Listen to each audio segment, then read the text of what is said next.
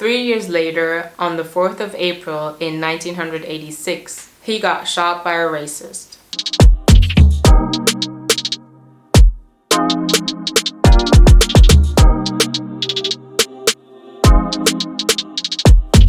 Hello kings and queens, and welcome back to my channel. My name is Fatima, aka African Diva, and I'm here to provide you with knowledge about Africa as well as African descendants. So if you are here for it, you know exactly what to do. Cause you are smart, I can't see the smartness.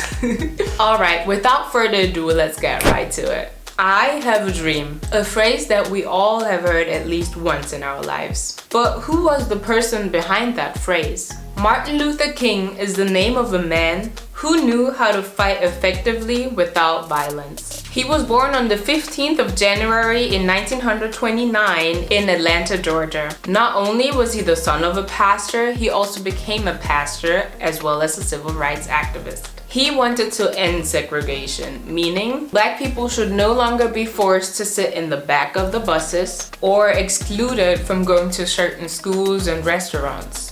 Let's talk a bit about his achievements. He skipped 2 grades and entered university at the age of 16. During his sociology studies, he first stumbled up across Mahatma Gandhi, who managed to free his country from the British with a non-violent approach. A couple years later, on the 1st of December in 1955, when Rosa Parks refused to give up her seat, who by the way wasn't the first to do so, I'll link a video up here if you want to know about the backgrounds, she got arrested and had to pay a fine. But this particular situation also created a moment of unity within the black community. Martin Luther King became the leader of the boycott. For 385 days, so over a year, Afro-Americans refused to make use of public transportations in order to show the public transportation companies that they economically do depend on black people to actually buy a ticket, and therefore they should have equal rights when it comes to choosing a seat on the bus.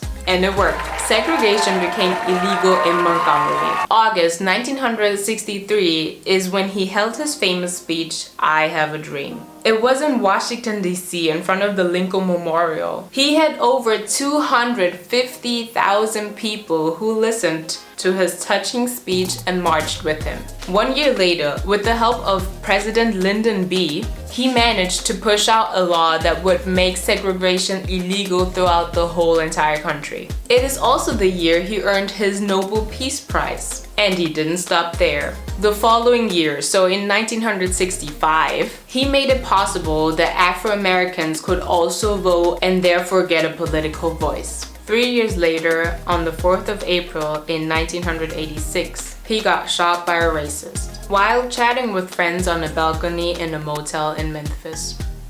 Alright kings and queens, I know, a tragic end, but the story must be told. Thank you so much for watching and listening through. I'm happy to see you next Thursday, and you know the deal. Don't forget to like, comment, share, subscribe.